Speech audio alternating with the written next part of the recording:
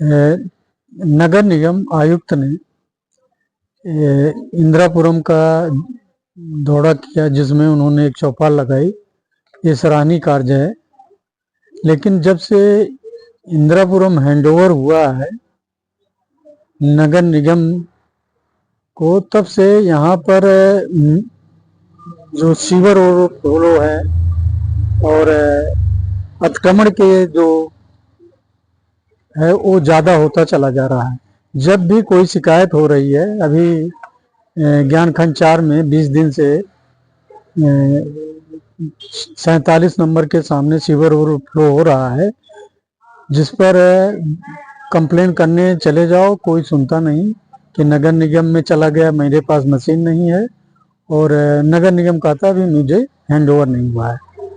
तो मेन चीज़ है, चौपाल से ऐसी समस्याओं का निराकरण करें जो आज करंट है। क्या इनके हैंडओवर करने और संपूर्ण हैंडओवर होने तक के बीच में इस क्षेत्र के जितने निवासी हैं, सीवर ओवरफ्लो न्याय खंड 1, 2, 3 में हुआ पड़ा है और गलियों में पानी भरा पड़ा हुआ है।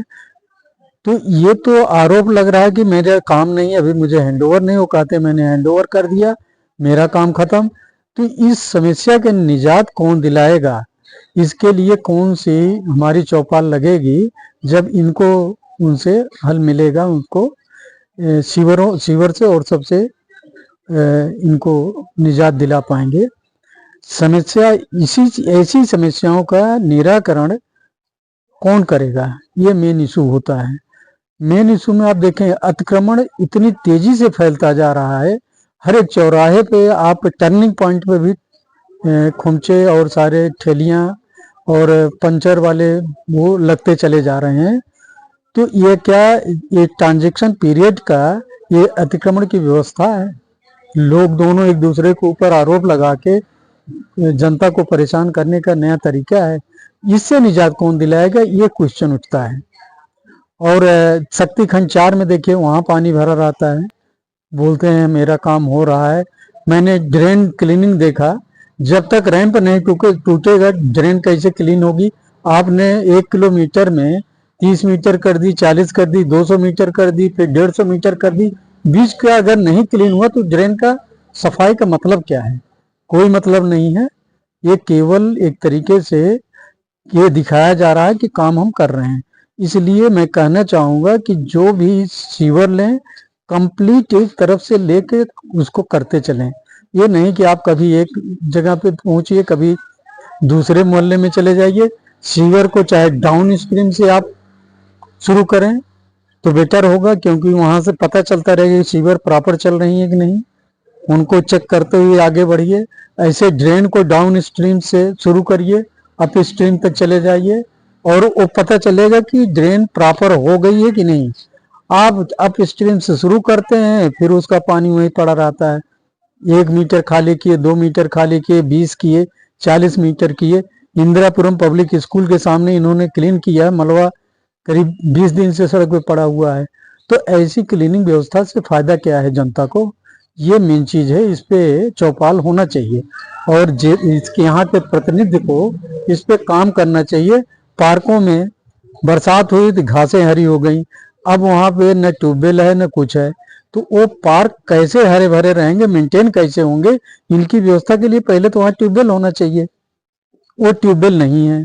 पार्क में आप जाके देखें, ज्ञान खंड 4 का जो मंदिर के बगल का है, उसमें 3 पार्क हैं, तीनों पार्क में ट्यूबवेल का एक बोर था, वो फेल है, और वहीं से पानी जाता है, उसमें पानी नहीं है, वो पार्क सूखा रहता है।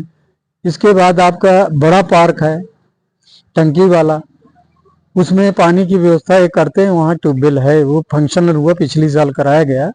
इसी तरीके से सर्वे करिए तो बहुत सारे पार्क में सिंचाई की व्यवस्था ही नहीं, पानी नहीं है। तो ऐसे पार्कों को ग्रीन कैसे करेंगे, ये क्वेश्चन उठता है। पहले तो उन पार्कों में अपना बोरिंग को करें, और जिससे इनके ग्रीनरी के काम को आगे ठीक से चलाया जा सके, इस पे सोचने की जरूरत है। सड़कों ने अभी पैच बनाए सड़कों पर, उस पैच में क्या हो रहा है कि 2 व्हीलर जो हैं अक्सर गिरते रहते हैं, क्योंकि वो पैच का जो पॉइंट है, लास्ट पॉइंट जो सड़क के और पुरानी को मैच कर रहा, 1.5 इंची 2 इंची का कहीं कहीं गैप है, जिससे वजह से उस पर 2 व्हीलर और 3 व्हीलर चलाने में प्रॉब्लम होती है। तो रिपेयरिंग वर्क अगर डेवलपमेंट वर्क करना चाहते हैं तो उसको एक प्रॉपर तरीके से करें कि एक करते हैं दूसरा समस्या खड़ी हो जाती, ऐसी समय ऐसा ना करें। क्योंकि ये जो पैसा दिया गया है जीडीए से, उसका यूज प्रॉपर तरीके से हो।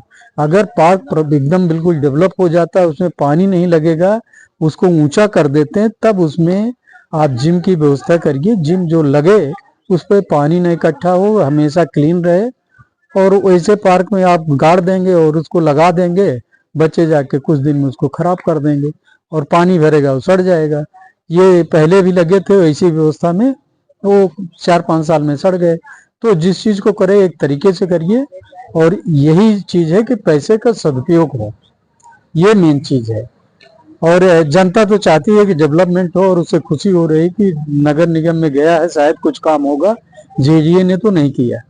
तो अब नगर निगम की कार्रवाई और उसका क्या आउटकम आएगा, ये देखने की बात है। आगे आने वाला भविष्य बताएगा कितने ये स्वच्छ और सुविधाजनक माहौल इंदिरापुरम का करेंगे। धन्यवाद, नमस्कार।